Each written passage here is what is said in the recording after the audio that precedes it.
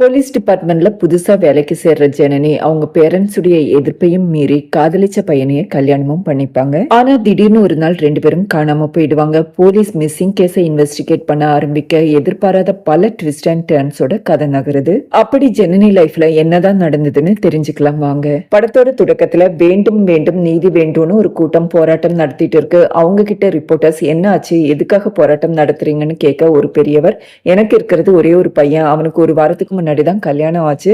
ஆனா யார் என்ன மிரட்டினாங்கன்னு தெரியல, ஒரு வாரமா அவனை காணோம், எப்படியாவது கண்டுபிடிச்சு கொடுங்கன்னு கெஞ்சுறாரு. நியூஸ் சேனல்ல புதுமண தம்பதிகள் காணாம போயிருக்காங்க. உண்மையிலேயே அவங்க காணாம தான் போயிருக்காங்களா இல்ல திட்டமிட்டு மறைக்கப்படுறாங்களான்னு சந்தேகம் வலுக்குதுன்னு நியூஸ் சொல்லிட்டு இருக்காங்க. இந்த நியூஸ பாக்குற கமிஷனர் அந்த பொண்ணு வேலை பார்த்துட்டு இருந்த ஸ்டேஷனுடைய ஹெட் அசோக வரவழைச்சு, உங்க ஸ்டேஷன்ல என்னதான் நடக்குது, புதுசா வேலைக்கு சேர்ந்த பொண்ணு காணாம போச்சுன்னா நமக்கு தானே அசிங்கம், இந்த நியூஸ் எல்லாம் நமக்கு தெரியறதுக்கு முன்னாடி நியூஸ் சேனலுக்கு எப்படி தெரிய வருதுன்னு கத்த ஆரம்பிக்கிறாரு.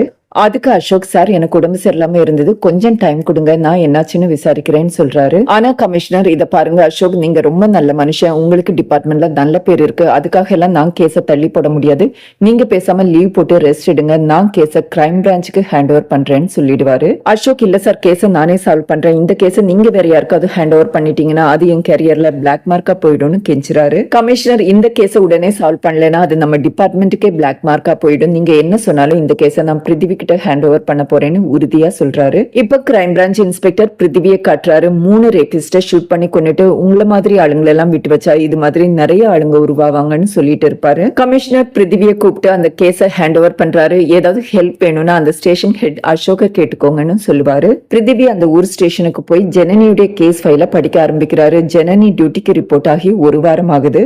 ஜனனியுடைய அக்கா ஹஸ்பண்ட் மகேஷும் அதே ஸ்டேஷன்ல தான் வேலை பார்த்துட்டு இருப்பாரு. மகேஷ் அவருடைய தம்பிக்கு ஜனனியை கட்டி வைக்கணும்னு ஆசைப்பட்டாரு. ஆனா ஜனனி வேற ஒரு பையனை காதலிக்கிறது தெரிஞ்சதும் அவரே வீட்டுல பேசி அந்த பையனுக்கு கல்யாணம் பண்ணி வச்சுதான் சொல்றாங்க. அது மட்டும் இல்லாம அவருடைய இன்ஃபுளுன்ஸை யூஸ் பண்ணி ஜனனிக்கும் அவர் வேலை பார்க்குற ஸ்டேஷன்லயே வேலை வாங்கி கொடுத்திருக்காரு. பிருத்திவி மகேஷை விசாரிக்கிறாரு. மகேஷ், ஜனனி எங்களுக்கு தெரியாம தான் கல்யாணம் பண்ணிக்கிட்டா, ஆனா கல்யாணம் ஆனது தெரிஞ்ச பிறகு அவ விஷயத்துல நாங்க தலையிடுறதே இல்லைன்னு மழுப்பி பேசுவாரு. ஆனா அதை நம்பாத பிருத்திவி, ஒழுங்கா உண்மையை சொல்லிடுங்க, இல்லைன்னா நான் விசாரிக்க வேண்டிய முறையில விசாரிக்க வேண்டியிருக்கோன்னு மிரட்ட வேற வழி இல்லாம மகேஷ் உண்மையை சொல்ல ஆரம்பிக்கிறாரு. மகேஷுடைய தம்பி ஹரிஷ் சரியான தருதல தண்ணி அடிக்கிறதுக்கு அப்பப்போ அவனுடைய க்ளோஸ் ஃப்ரெண்டான சந்துரு கிட்ட தான் பணம் வாங்குவான்.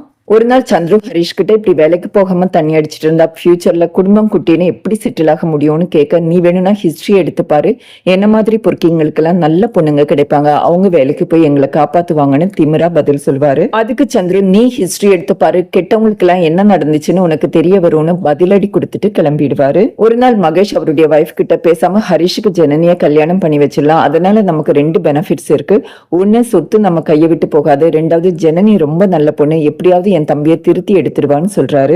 ஆரம்பத்துல மகேஷுடைய வைஃப் யோசிச்சாலும் சொத்து கையை விட்டு போக கூடாதுங்கிற ஒரே காரணத்துக்காக சம்மதிப்பாங்க.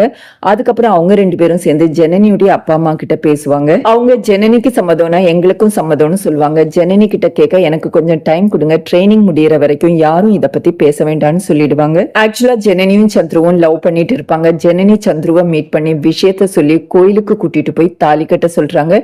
சந்துருவும் சந்தோஷமா தாலி கட்டுவாரு. அதுக்கப்புறம் ட்ரைனிங் கிளம்பி போயிடுவாங்க. ட்ரைனிங் முடிச்சு வந்து அதே ஸ்டேஷன்ல டியூட்டில ஜாயினும் பண்ணிடுவாங்க. ஒரு நாள் மகேஷ் தம்பியை கூட்டிட்டு நிச்சயம் பண்றதுக்காக ஜனனி வீட்டுக்கு வருவாரு. ஆனா ஜனனி, எனக்கு இந்த கல்யாணத்துல கொஞ்சம் கூட இஷ்டம் இல்லைன்னு சொல்லிடுவாங்க. ஹரிஷ், அண்ணன் நம்ம கல்யாணத்தை பத்தி பேச ஆரம்பிச்சதுமே நான் உன்னை லவ் பண்ண ஆரம்பிச்சுட்டேன், எனக்கு ஒரே ஒரு சான்ஸ் கொடுன்னு கெஞ்ச ஆரம்பிப்பாரு. ஜனனி, நானும் சந்துருவும் ரொம்ப நாளா காதலிச்சுட்டு இருக்கோம், எங்களுக்கு கல்யாணமும் ஆயிடுச்சுன்னு தாலி எடுத்து காட்டுவாங்க.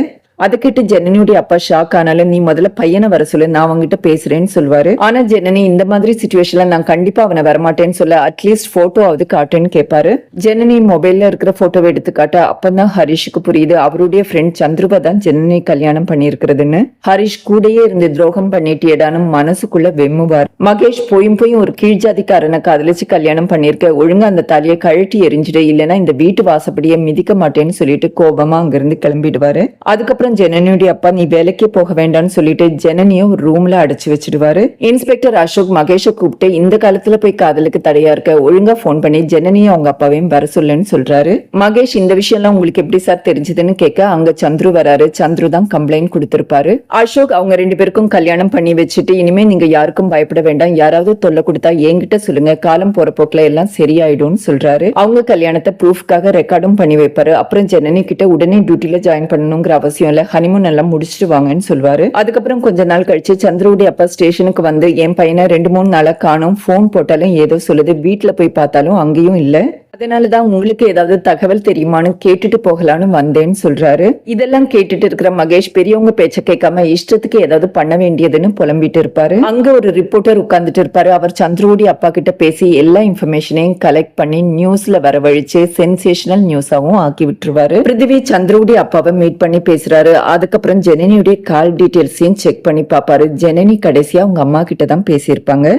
காலை பிளே பண்ணி பார்க்கும்போது அவங்க அம்மா உங்க அப்பா உன்னை நினைச்சு ரொம்பவே கஷ்டப்படுறாரு, ஒரே ஒரு முறை வந்து பார்த்துட்டு போ, நைட் டைம்ல வந்துட்டு விடிய காலையில கிளம்பிடு, இல்லைன்னா ஊர்க்காரங்க வெக்கமே இல்லாம உடனே ஒண்ணு சேர்ந்துட்டாங்கன்னு கேவலமா பேசுவாங்கன்னு சொல்லியிருப்பாங்க. அதை கேட்கிற பிருத்திவி 2 பேரும் ஜனனி ஊருக்கு போயிட்டு காணாம போயிருக்காங்கன்னா சந்தேகமா இருக்குன்னு சொல்லிட்டு அந்த ஊருக்கு கிளம்பி போறாரு. ஜனனி ஊரை காட்டுறாங்க. 2 ஊதாரிங்க உட்காந்துட்டு சரக்கடிக்க யார் வீட்டுல திருடலான்னு பிளான் போட்டுட்டு இருப்பாங்க. அப்போ போலீஸ் ஊருக்குள்ள என்டராக பயந்து போய் அவங்கள பார்த்துட்டு இருப்பாங்க. பிருத்திவி ஜனனியுடைய வீட்டுக்கு போய் அவங்க பேரண்ட்ஸை விசாரிக்கிறாரு. ஜனனியுடைய அம்மா நான் போன் பண்ணி கூப்பிட்டது என்னமோ உண்மைதான், ஆனா அவ வரல, திரும்ப போன் பண்ணி கூப்பிடலான்னு நினைக்கும் போது அவங்க அப்பா அவ கோமா இருப்பா, அதனால கொஞ்ச நாள் விட்டு பிடிக்கலான்னு சொன்னாரு, அவ காணாம போன விஷயத்தை நியூஸ பார்த்துதான் தெரிஞ்சுக்கிட்டோன்னு சொல்றாங்க. அப்போ பிருத்திவிக்கு ஒரு போன் வருது. போன் அட்டென்ட் பண்ற பிருத்திவி ஷாக் ஆகுறாரு. பிருத்திவி ஜனனியுடைய பேரண்ட்ஸை வண்டியில ஏத்திட்டு ஒரு காட்டு பகுதிக்கு போவாரு.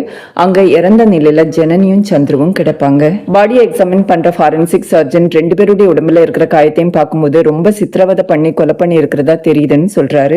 பிருத்திவி இந்த போர் அவ்வளவு சீக்கிரம் முடிய போறதில்ல, சக்கர வியூகத்துக்குள்ள போக வேண்டிய நேரம் வந்துருச்சுன்னு சொல்றாரு. பிருத்திவி திரும்ப ஸ்டேஷனுக்கு போகும்போது சிகரெட் பிடிக்கிறதுக்காக வண்டியை ஒரு இடத்துல நிறுத்துவாரு. அங்க இருக்கிற பஸ் ஸ்டாப்ல ஒரு பைத்தியம் உட்காந்து எதையோ இடிச்சிட்டு இருக்கிறத நோட்டீஸ் பண்ணுவாரு. அந்த 2 திருடனுங்களும் அங்கதான் இருப்பாங்க. பிருத்திவிக்கு அவங்க மேல சந்தேகம் வந்து கூப்பிட்டு விசாரிக்க, சார் சின்ன சின்ன திருட்டெல்லாம் பண்ணுவோம், ஆனா கொலை பண்ற அளவுக்கு எல்லாம் போக மாட்டோம்னு சொல்லுவாங்க. கான்ஸ்டபிளும் அவங்களுக்கு சப்போர்ட்டா பேசுவாரு. பிருத்திவி கான்ஸ்டபிள் கிட்ட அவங்க 2 பேரும் எப்படி டிராவல் பண்ணாங்கன்னு விசாரிக்க சொல்றாரு. கான்ஸ்டபிள் விசாரிச்சுட்டு வந்து அவங்க 2 பேரும் மார்க்கெட்ல தான் பஸ் ஏறினதா சொல்றாரு. மார்க்கெட்ல இருக்கிற சிசிடிவியை செக் பண்ண பஸ் ஏற வெயிட் பண்ணிட்டு இருந்த சந்துருவையும் ஜனனியையும் ஹரிஷ் நோட்டோன்றது ரெக்கார்ட் ஆயிருக்கும். அந்த விஷுவல பாக்குற கான்ஸ்டபிள் அன்னைக்கு பார்ல உட்காந்து இவன் தான் பிரச்சனை பண்ணதா சொல்றாரு. இப்ப பார்ல என்ன நடந்துச்சுன்னு பிளாஷ்பேக்க காட்டுறாங்க. சந்துருவும் ஜனனியும் கல்யாணம் பண்ணிக்கிட்டது தெரிஞ்சும் ஹரிஷ் ஜனனியை விட்டு கூடன்னு சந்துரு கிட்ட கேட்டிருப்பாரு. அதனால சந்துரு ஹரிஷை போட்டு அடிச்சிருப்பாரு. ஹரிஷ் பார்ல உட்காந்து இந்த விஷயத்த ஃப்ரெண்ட்ஸுங்க கிட்ட சொல்ல ஃப்ரெண்ட்ஸுங்க கிண்டல் பண்ணுவாங்க. ஆனா ஹரிஷ் சந்துருவை கொன்னாவது நான் ஜனனியை அடைவேன்னு சொல்வாரு. அதை கேட்கிற ஃப்ரெண்ட்ஸுங்க ஜனனியை விட்டு கொடுன்னு சொன்னதுக்கு இந்த அடி அடிச்சிருக்கான், அவளை தொட போனா உன்னை உயிரோடையே விட்டு வைக்க மாட்டான்னு திரும்பவும் கிண்டல் பண்ண கோவத்துல பாட்டில் எடுத்து அவன் தலையிலேயே அடிச்சிடுவாரு. அந்த சமயம் ஹரிஷுடைய அண்ணன் மகேஷ் அங்க வந்து ஹரிஷை கண்டிச்சு வீட்டுக்கு கூட்டிட்டு போயிடுவாரு. அன்னைக்கு ஆஃப் டியூட்டில இருந்து கான்ஸ்டபிள் அந்த பார்ல தான் இருந்திருப்பாரு. அவர் தான் இந்த விஷயத்தெல்லாம் இப்ப பிருத்திவி கிட்ட சொல்றது. போலீஸ் ஹரிஷ் விரட்டி பிடிச்சு விசாரிக்க வேண்டிய விதத்துல விசாரிக்க ஆரம்பிக்கிறாங்க.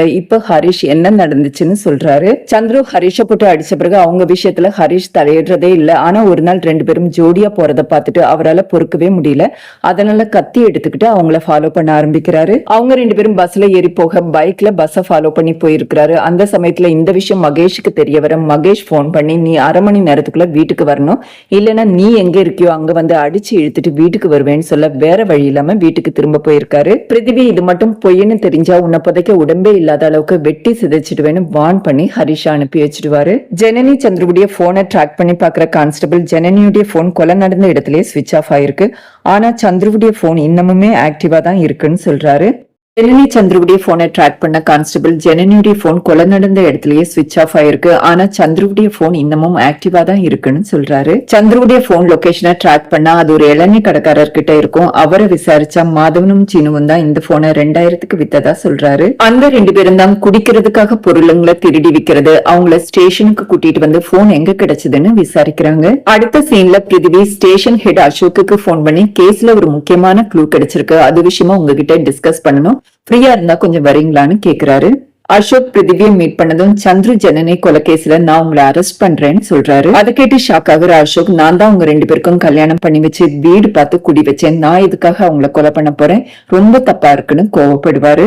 இப்ப பிருத்திவி ஒரு முக்கியமான விஷயத்த சொல்றாரு. கொலை நடந்த இடத்துல ஒரு வண்டி வந்துட்டு போன தடயத்தை பிருத்திவி நோட்டீஸ் பண்ணியிருக்காரு. ஃபர்தரா அந்த வண்டியை பத்தி விசாரிக்க அது ஸ்டேஷன் வண்டின்னு தெரிய வருது. அந்த வண்டியை பத்தி கேட்கலான்னு அசோக் வீட்டுக்கு போவாரு. அசோக் வீட்டுல இருக்க மாட்டாரு, ஆனா வெளியில இருக்கிற அவருடைய ஷூல மண் ஒட்டிட்டு இருக்கும். அது மட்டும் இல்லாம கொலை நடந்த இடத்துல இருந்த ஒரு மரத்துடைய விதையும் அந்த மண்ல ஒட்டிட்டு இருக்கும். அந்த விதையை டெஸ்ட் பண்ணி பார்க்க அந்த மரத்துடைய விதை தான் அதுன்னு தெரிய வருது. அது மட்டும் இல்லாம மாதவன் சீனுடைய வாக்கு மூலமும் அசோக்குக்கு அகைன்ஸ்டா இருக்கு. பிருத்திவி உங்கள மாதிரி ஒரு சீனியர் ஆபீசரை எப்படி உட்கார வச்சு விசாரிக்க வேண்டிய நிலைமை வரும்னு நான் கனவுல கூட நினைச்சு பார்க்கல, தயவு செஞ்சு உண்மையை சொல்லுங்கன்னு சொல்றாரு. அசோக்கும் அவருடைய வைஃபும் காதலிச்சுதான் கல்யாணம் பண்ணிருப்பாங்க. தொடக்கத்துல 2 பேரும் ரொம்பவே அன்பா இருப்பாங்க. அசோக் டியூட்டில சின்சியரா இருக்கிறதுனால அடிக்கடி வீட்டுக்கு லேட்டா வருவாரு. அதனால ஹஸ்பண்ட் அண்ட் வைஃப்குள்ள சண்டை வர ஆரம்பிக்குது. ஒரு நாள் அப்படி 2 பேரும் சண்டை போட்டுட்டு இருக்கும்போது அசோக்குடைய வைஃப், நீங்க நடந்துக்கிறதெல்லாம் பார்த்தா வெளியே யாரையோ வச்சிருக்கிற மாதிரி தோணுதுன்னு சொல்ல கோபத்துல அசோக் அவங்கள அரைஞ்சிடுவாரு. அடி விழுந்த வேகத்துல அவங்க கீழே விழுந்து மயங்கி இறந்து போயிடுவாங்க. இந்த விஷயம் வெளியே தெரிஞ்சா எல்லாரும் அசோக்க கொலைக்காரன்னு பிராண்ட் பண்ணிடுவாங்க. மானம் மரியாதை எல்லாம் போயிடும். அதனால பாடியை மறைக்கிறதா முடிவெடுத்து காட்டு பகுதிக்கு எடுத்துட்டு போய் குழி தோண்டிட்டு இருப்பாரு. ஜனனி சந்துரு வந்துட்டு இருக்கிற பஸ் பிரேக் டவுன் ஆனதுனால அவங்க பஸ்ஸை விட்டு இறங்கி அந்த காட்டு பகுதி வழியா நடந்து வந்துட்டு இருப்பாங்க. அப்ப ஸ்டேஷன் வண்டி நிக்கிறத ஜனனி நோட்டீஸ் பண்ணிட்டு அங்க வந்து என்ன நடக்குதுன்னு பாக்குறாங்க. அசோக் முகத்துல முகமூடி போட்டு இருக்கிறதுனால அது அசோக் தானே ஜனனிக்கு தெரியாது. இருந்தாலும் யாரோ பணத்தை மறைக்க பாக்குறாங்கன்னு புரிஞ்சுக்கிட்டு அதை வீடியோ எடுக்க ஆரம்பிப்பாங்க. அத அசோக் நோட்டீஸ் பண்ணி ஜனனியும் சந்துருவையும் துரத்த ஆரம்பிப்பாரு. அசோக் சந்துருவை அடிச்சு போட்டுட்டு முகமூடிய கழட்டுவாரு. அதை பார்த்துட்டு ஜனனி, நீங்களா சார் இந்த காரியத்தை பண்றீங்கன்னு கேக்குறாங்க. அசோக், தெரியாம ஒரு தப்பு பண்ணிட்டு நான் உங்களுக்கு எவ்வளவு ஹெல்ப் பண்ணிருக்கேன், உங்க கல்யாணத்தையே நான் தான் பண்ணி வச்சிருக்கேன், ஒழுங்கா அந்த வீடியோவை டெலீட் பண்ணிடுன்னு கெஞ்சுவாரு. ஜனனி, நீங்க எங்களுக்கு நிறைய ஹெல்ப் பண்ணிருக்கலாம், ஆனா நீங்க பண்ற தப்புக்கெல்லாம் துணை போக முடியாது, இந்த வீடியோவை நான் கமிஷனர் கிட்ட காட்டுவேன்னு சொல்றாங்க. அசோக் மொபைல பிடுங்க போக ஜனனி மொபைல தூக்கி எரிஞ்சிடுவாங்க. கோபத்துல அசோக் ஜனனி அறைய கீழே விழுந்து மண்டையில அடிபட்டு இறந்து போயிடுவாங்க. அப்ப அந்த வழியா வர மாதவனும் கேசவனும் இதை பாத்துடுவாங்க. அவங்க கிட்ட அசோக், நீங்க இந்த பாடியை எரிப்பீங்களோ புதைப்பீங்களோ எனக்கு தெரியாது, ஆனா இந்த கேஸ்ல எந்த ஒரு தடயமும் இருக்கக்கூடாது, உங்க மேல எந்த கேஸும் வராம நான் பாத்துக்கிறேன், உங்களுக்கு என்ன உதவி வேணுமோ நான் பண்றேன், ஆனா நான் சொல்றபடி நீங்க கேட்கலன்னா நீங்க இந்த கொலையை பண்ணிட்டீங்கன்னு கேஸ போட்டு உள்ள தள்ளிடுவேன்னு மிரட்டுறாரு.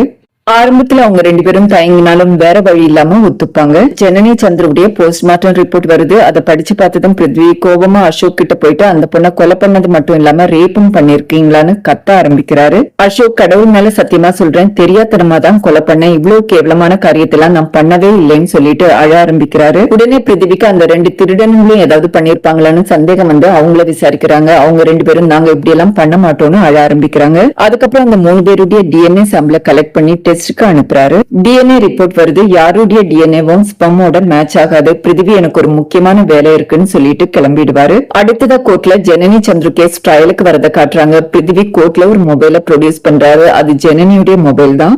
ஜனனி தூக்கி எறிஞ்ச வேகத்துல மொபைல் ஒரு மரக்கிளையில மாட்டி இருக்கும். அதுல வீடியோ ரெக்கார்டிங்கும் ஆன் ஆயிருக்கும். அசோக் கிளம்பின பிறகு திருடனுங்க பாடியை புதைக்காம சந்துருடைய மொபைலை மட்டும் திருடிட்டு அங்கிருந்து கிளம்பி போயிடுவாங்க. ஜனனியும் சந்துருவும் இறந்து போயிருக்க மாட்டாங்க, உயிரோட தான் இருப்பாங்க. சந்துரு கண்ணை முழிச்சு ஜனனியை எழுப்ப ஆரம்பிக்கிறாரு. அப்ப ஹரிஷ் அங்க வரான். சந்துரு ஹரிஷ் கிட்ட கொஞ்சம் ஹெல்ப் பண்ணிடா, ஜனனிக்கு தண்ணி தேவைப்படுதுன்னு சொல்றாரு. ஆனா ஹரிஷ் ஒரு கட்டையை எடுத்துட்டு சந்துருவை அடிக்க ஆரம்பிக்கிறான். அதுக்கப்புறம் ஜனனிய சந்துரு கண் முன்னாடியே சீரழிக்கிறான். ஜனனி இறந்துடுவாங்க. திரும்ப கட்டையால சந்துருவை அடிச்சு, நீ மட்டும் உயிரோட இருந்து என்ன பண்ண போற, இறந்துடுன்னு அவரையும் கொன்னுடுவாரு. ஹரிஷ் ஜனனி சந்துரு போற பஸ்ஸ ஃபாலோ பண்ணிட்டு போயிட்டு இருக்கும்போது அவங்க அண்ணன் போன் பண்ணி வீட்டுக்கு வான்னு சொல்லியிருப்பாரு இல்லையா. அதுக்கப்புறம் ஃப்ரெண்டுக்கு போன் பண்ணி அவன் இருக்கிற இடத்துக்கு வர வச்சுட்டு ஃப்ரெண்டு கிட்ட, என் அண்ணன் கிட்ட நான் உங்க கூட தான் இருக்கேன்னு சொல்லுன்னு சொல்ல வைப்பான். அவங்க அண்ணனும் ஃப்ரெண்டு சொல்றத நம்பிடுவாரு. திரும்பவும் ஹரிஷ் பஸ்ஸ ஃபாலோ பண்ண ஆரம்பிக்கிறாரு. அப்பதான் பஸ் பிரேக் டவுன் ஆகி இவங்க காட்டுக்குள்ள நடந்து போக ஹரிஷும் அவங்கள ஃபாலோ பண்ணி போயிருக்கான். இதெல்லாம் பிருத்திவி கோர்ட்ல சொல்லிட்டு இருக்கும்போது ஹரிஷ் அங்க இருந்து தப்பிச்சு போயிடுவான். ஆனா பிருத்திவி அவனை தேடி கண்டுபிடிச்சு என்கவுண்டர் பண்ணிட்டு, இதெல்லாம் எனக்கு புதுசுல, இதுக்காக என்ன தண்டனை கிடைச்சாலும் ஃபேஸ் பண்ண ரெடியா இருக்கேன்னு சொல்றாரு. அதோடு படம் முடியுது. மீண்டும் ஒரு இன்ட்ரெஸ்டிங்கான வீடியோவில் உங்களை சந்திக்கிறேன். நன்றி, வணக்கம்.